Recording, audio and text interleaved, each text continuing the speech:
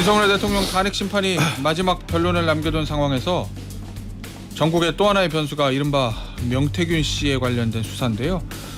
지난주 금요일에 박범계 더불어민주당 의원이 구치소에 있는 명 씨를 직접 만나서 이른바 황금폰에 관련 얘기를 듣고 왔다. 이렇게 알려져 있습니다. 박범계 의원 지금부터 만나보도록 하겠습니다. 의원님 안녕하세요. 네, 안녕하세요. 지난번에도 한번 창원교도소 다녀오셨고 예. 이번에도 이제 두 번째 다녀오셨고 이번에도 아마 먼저 접견 요청을 하시고 내려가셨다는 건데 왜 이 타이밍에 명태균 씨를 한 번 더 만나야겠다 이렇게 생각하셨나요? 이제 지난주에 법사위 제가 약간 목감기요. 법사위 현안 질의를 통해서 명태균 씨를 부르거나 아니면 저희들이 내려가거나 이렇게 하려고 했는데 그게 불발이 됐어요. 명태균 씨가 건강상 이유로 올라올 수가 없다. 그래서 증인으로 채택돼서 그 현안 질의가 취소될 때까지 일종의 이제 증인을 만나면 안 된다는 생각으로 제가 조금 미뤘던 것이고 그래서 이제 증인 채택이 이제 안 됐고 현안 질의가 무산됐기 때문에 이제는 또 가서 나올 수 있느냐라고 또 설득을 하고 그런 차원에서 만나러 갔습니다. 지난번 명태균 씨 만나고 나오신 이후에 그 다음에 이제 그 이후로부터 공교롭게도 명태균 씨 얘기도 이제 언론에 보도가 많이 되고 창원지검에서 중앙으로 넘어왔거든요. 이제 수사가 다시 이제 본격적으로 좀 진행될 것 같은데 명태균 씨가 좀 달라졌던가요? 그때랑 지금 입장이라든지 첫 번째 접견 당시에는 정말 말 그대로 횡설수설. 그래가지고 도대체 무슨 말을 하는지 알아듣지를 못하겠더라고요. 그래서 딱 남은 게 하나가 그 황금폰 때문에 쫄아가지고 비상계엄을 12월 3일 10시 23분에 한 거다. 그 얘기가 하나 남을 정도로 그런데 이번에 두 번째 가서는 정리가 좀 됐고요. 근데 그 정리가 된 게 사람이 정리가 된 게 아니라 첫 번째 이제 보니까 첫 번째 접견 때 저를 처음 만나니까 저를 떠본 거라고 생각이 들었고 자기 말을 내가 알아듣느냐 그런 핀잔도 많이 했습니다. 아니 장관식이나 한 사람이 말귀를 알아들어야지 이렇게 하는 얘기도 하고 그랬어요. 그래요? 이 번째 두 번째는 비교적 정리가 됐고 굉장히 정무적으로 뛰어난 굉장히 단련이 돼 있는 사람이고 비유법에 매우 능통하다. 예를 들어서 윤핵관 제거하라라는 그 이제 조언을 했다고 하잖아요. 그 비유를 아파트를 평수를 넓혀서 이사를 가면 새로운 가구를 마련해야 하는 것이 지당한 이치 아니냐라는 그래서 그런 정도로 정리가 꽤 돼 있고 정무적으로 뛰어나다. 그런 느낌을 받았습니다. 정리가 돼 있다는 얘기는 그러면 명태균 씨가 앞으로 어떻게 할 것인지에 대한 입장이 확실히 섰다 이런 말씀이신가요? 아직까지는 이제 저는 법사위 간사고 이제 국회의원이기 때문에 명태균 씨를 전부 다 믿을 수는 없어요. 명태균 씨 역시 저에 대해서 마찬가지일 겁니다. 그러나 우리 둘의 신뢰 관계는 조금씩 쌓여간다고 생각이 들고 그런 차원에서 몇 가지 얘기를 했거든요. 가장 중요한 것은 그 황금폰에 정말로 있느냐. 사진을 올리셨더라고요. 아니 그거는 이제 사진일 뿐이고 그 사진 안에 있는 황금폰 안에 있는 내용들을 공개한 건 아니기 때문에 그거는 검찰만이 지금 알고 있고 명태균 씨만이 알고 있고 남상근 변호사가 좀 알고 있을 것 같고 그래서 그것이 사실이냐 있느냐라는 것이 저에게는 첫 번째 과제인 거고 두 번째 혹시나 지금은 저나 민주당의 다소 프렌들리하게 얘기하지만 명태균 씨가 저를 처음 만났을 때 나는 좌파는 싫어해 라부터 시작했거든요. 뭐 제가 좌든 우든 관계없이 그런 측면에서 과연 끝까지 신뢰관계를 유지할 수 있느냐. 중간에 저희들이 믿고 이런 지금 어쨌든 믿고 있기 때문에 특검법을 추진하는 건데 중간에 또 마음이 변하면 나라의 일을 하는 사람으로서는 또 황당한 일이 될 수 있으니까. 명태균 씨가 노리는 거, 원하는 거, 의도 이건 뭐라고 보세요? 이번에 처음 만났을 때는 공익신고자 얘기를 했는데 이번에는 그런 얘기를 한 적이 없고요. 일관되게 얘기하는 것은 자기 왼쪽 다리가 굉장히 아프고 접견하러 갔는데 교도관에 부축을 받고서 걸어 나오는 걸 봤어요.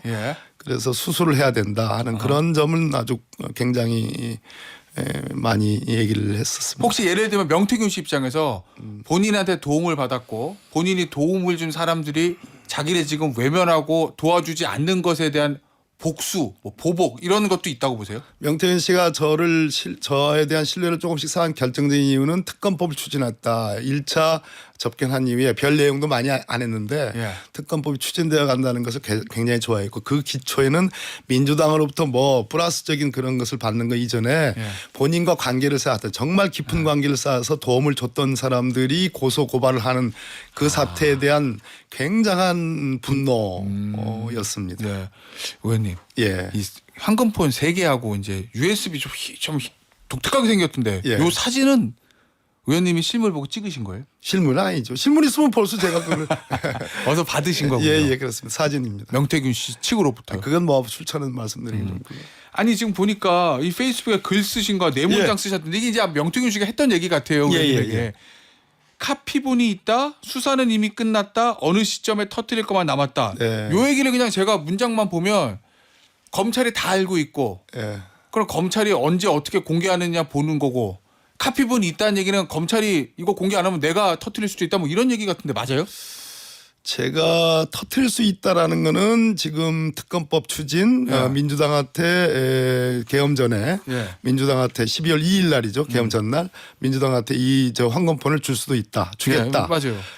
그러니까 터트리겠다라는 주체와 의지는 명태균 씨를 기준으로 해서는 틀림없는 거고 현재까지 기준으로. 예. 그래서 저한테 수사는 다 끝났다. 이 다음 대목에 언제 터트릴 건지만 시간만 남아 있다라는 얘기는 검찰의 태도, 자기가 느낀 예. 검찰의 태도라고 저는 예. 느꼈습니다. 검찰은 이미 다 포렌식을 끝냈기 때문에 이 황금폰의 내용을 다 알고 있고 그것을 창원지검에서 서울중앙지검으로 사건을 이송했으며 예. 검찰이 이것을 언제 터뜨릴 거냐라는 시각으로 그것이 중요한 거다라고 저에게 얘기를 한. 그러면 속된 말로 속된 말. 황금폰 왜 속된 말 하려고 그러세요? 네, 점잖은 말로 하세요. 그럴까요? 황금폰이 이제 대통령 부부 얘기 있고 예를 들면 뭐 국민의힘의 유력 정치인들 얘기가 있으니까 검찰이 이거를 그냥 덮으려고 하면 내가 카피본을 공개할 수도 있다 이런 말인 거죠? 그건 기본이죠. 그건 뭐 특검에 내가 다 하겠다는 건 기본이고. 예. 예. 의원님 여기 보니까 메모 그때 이 포스트잇 아니 메모지 이걸로 공개하셨던데 여기 보니까요 재밌는 단어들이 좀 있어요. 여기 보면은 강혜경 뭐 이런 얘기들이 있습니다. 강혜경 그 다음에 2% 부족 뭐 그거 한동훈 다 별거 아니고요. 3쿠션 김종인 연락 이게 무슨 의미예요? 저도 정확하게 알지 못하는데 의원님이 들으신 거 적으신 거 아니에요? 한동훈 전 대표 관련된 얘기를 했어요. 했는데 그 얘기는 조금 더 제가 쿠킹을 좀 해야 되는 좀 이것이 무슨 의미지 하는 것에 대한 최종적인 판단이 안 섰고요. 예. 그 선문담식으로 얘기한 거군요. 그러면. 이 선문답이라기보다는 분명한 메시지가 있었습니다. 근데 그거는 메시지였습니다. 그러니까 황금폰에 들어있는 내용이 아니라 소위 명태균이 보는 전국에 대한 메시지라 그것을 제가 그 명태균의 대리인이 아니잖아요. 그런 면이고 김건희 여사와 관련해서 아까 참 그 뭐 다른 방송에서도 그 남 변호사 얘기했던데 오세훈 또 최측근이 강철원이라는 분이 있는 모양이에요. 있죠. 예, 그분들을 양재동에서 만났는데 양재동요? 양재동에서 SH공사 서울시 산하 예. 주택개발공사인가 뭐 그렇죠. 그 사장으로 김영선 전 의원을 보내주겠다라고 오세훈 시장 측에서 얘기를 했다. 그래요? 예. 그런 얘기를 명태균 씨 입으로 직접 들었는데 오늘 남 변호사가 이제 다른 데서 얘기를 했더라고요. 그것이 있고 3쿠션은 뭐예요?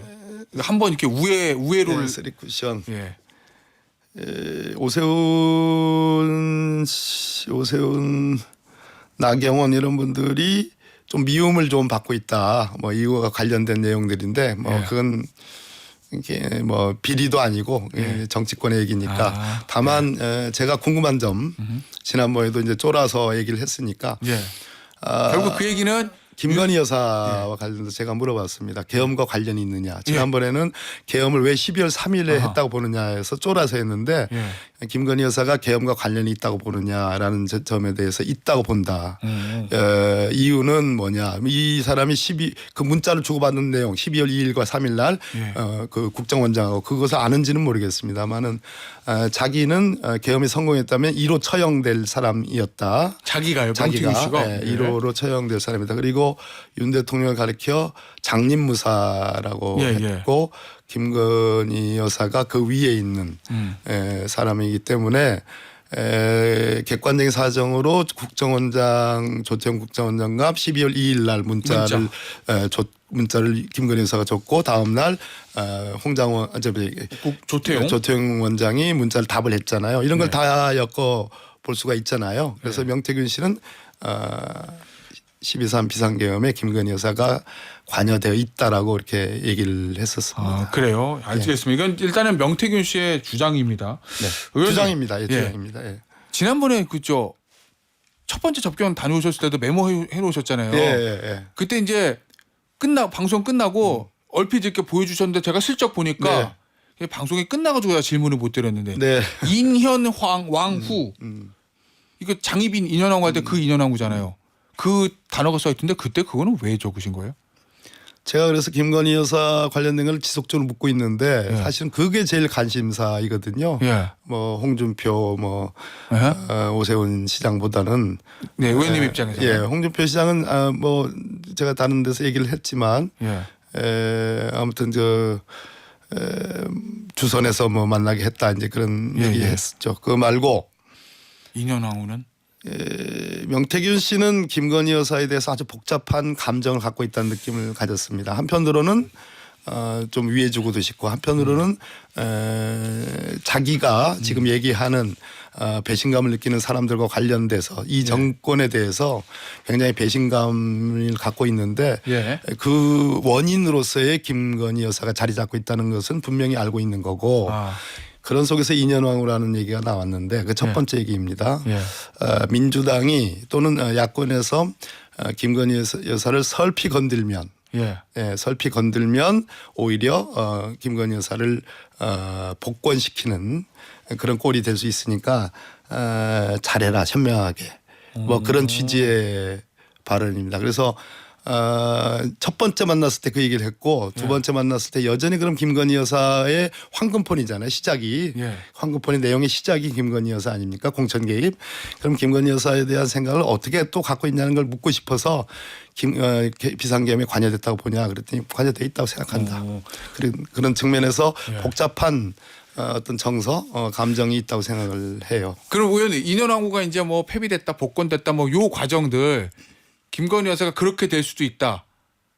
민주당에서 섣불리 공격하면 설피 잘못 지혜롭지 못하게 공격하면 그럼 오히려 국민들한테 동정심을 불러일으켜서 역풍이 일으킬 수도 있으니 뭐 동정심이라는 표현까지는 안 썼어요. 그런 취지라는 거죠. 제가 그래서 비유와 상징에 굉장히 뛰어난 언수를 구사한다는 얘기를 그것을 설명하지 않습니다. 그냥 딱 그렇게 찍었는데 뭐 인현왕후에 대한 얘기는 다 아는 얘기고 그렇지만 분명하게 계엄에 책임이 있다는 얘기로 하는 거 보면 또 다른 감정이 있고 그 계엄 책임과 관련해 가지고 저 12월 2일 날 조태용 국정원장하고 여사가 문자를 주고받았다는 거 이거 이제 대통령이 아무도 그걸 묻지 않았는데 뜬금없는 얘기죠. 그 내용이 뭔진 저도 궁금하다 이렇게 얘기했거든요. 의원님은 페이스북에 이제 급소다 이렇게 말씀하셨는데 뭐라고 추측하세요? 참고로 말씀드리면 일부 TV조선 보도 보면 그게 김건희 여사가 휴대폰 바뀐 전화번호 알려준 거고 문자 내용이 바뀐 전화번호 최근 전화 바꿔 그거 알려준 12월 거다. 2일이야 뭐 되고 왜 그게 12월 2일이야 되고 12월 3일이야 되느냐. 12월 2일에 명태균 황금폰이 터진 거거든요. 3일 날 느닷없는 비상계엄인데 왜 그게 국정원장이어야 되느냐. 그 좀 문자를 보낸 그 휴대전화는 바꾸기로 했는데 바꾸지 않은 휴대전화가 살아있는 거죠. 그러니까 저로서는 조태용 원장의 처신에 대해서 질문이었다고 보고 거기에 대해서 처신이라는 건 비상계엄과 관련된 비상계엄과 관련된 처신이란 추측을 합니다. 조태용 원장이 거기에 대해서 다음 날 아침에 그날 비상계엄을 하는 분위기가 만들어졌거든요.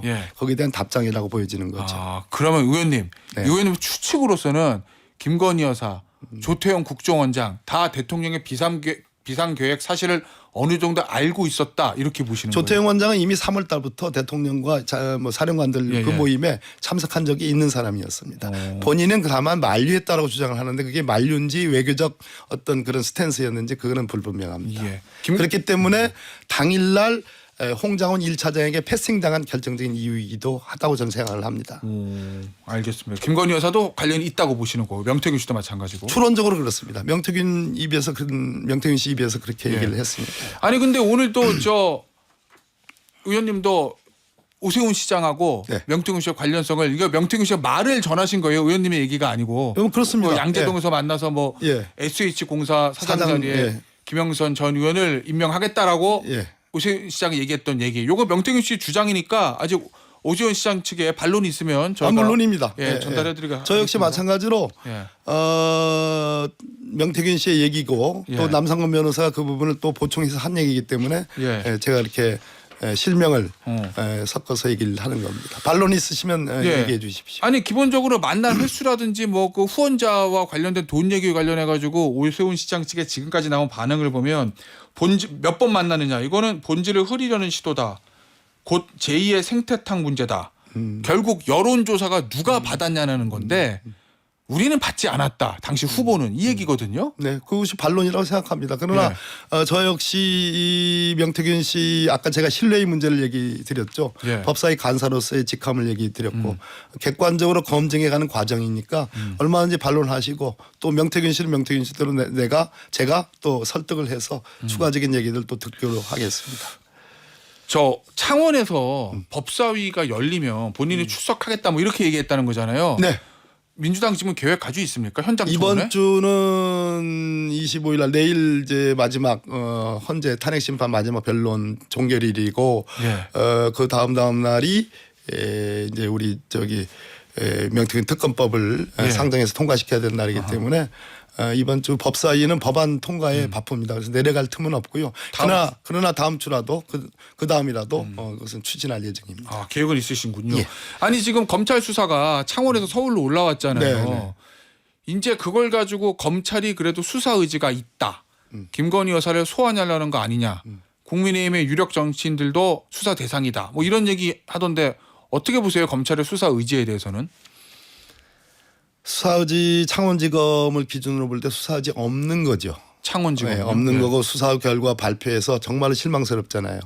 단 한 줄도 그냥 뭐 황금폰의 내용에 대해서 어떤 그 국민에게 보고한 건 없고 그냥 중앙지검으로 이송한다 일 뿐이죠. 그렇기 때문에 창원지검을 기준으로 할 때 11명의 수사팀이 만들어졌는데 수사 의지가 없었고 그렇기 때문에 특검법을 숙려기간을 거치지 않고 이렇게 신속하게 통과시키려고 하는 이유가 거기에 있는 겁니다. 중앙도 믿을 수 없다 이런 말씀. 중앙은 다를 겁니다. 중앙의 의지가 있다 그러면? 의지의 문제가 아니고 지금부터는 다른 국면으로 접어드는 겁니다. 어떤 말씀이시죠?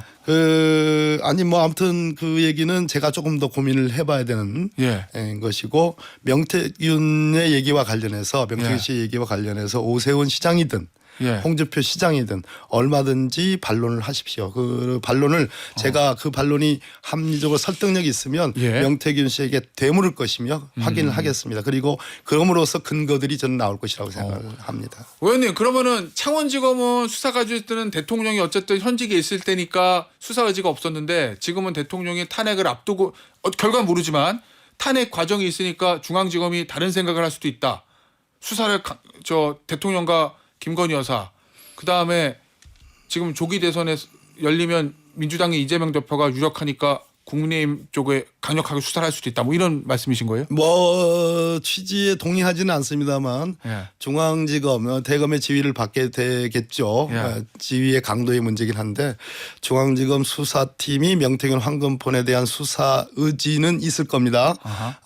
그런데 그 수사의 향방이 어느 쪽으로 향하느냐 그것을 가지고 정치적 고려 등 여러 가지가 변수가 있을 것으로 보여지고 그것이 혹시 있을 수 있는 가능성이 높은 이번 대선 국면에 굉장히 우리가 중요하게 보아야 될 그런 부분입니다. 그럼 의원님 특검 필요 없는 거 아니에요?